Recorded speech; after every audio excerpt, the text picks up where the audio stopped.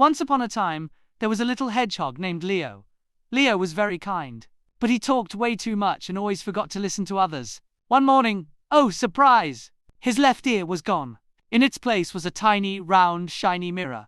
Leo rushed to see the old owl Wisdom, talking without stopping.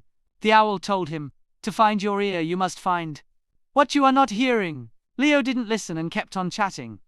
Later, he met Mira the butterfly, and noticed the mirror only reflected his own face. Finally, Leo made an effort. He took a deep breath and asked Mira what she was trying to say. For the first time, he was truly quiet and attentive. Mira smiled and revealed that his ear had fallen off near the big oak tree. Cling! The moment Leo truly listened to the news, the mirror disappeared, and his ear popped right back. Leo understood. When he only talked, he only saw himself. From that day on, Leo keeps an attentive ear, because he knows that listening is just as important as talking.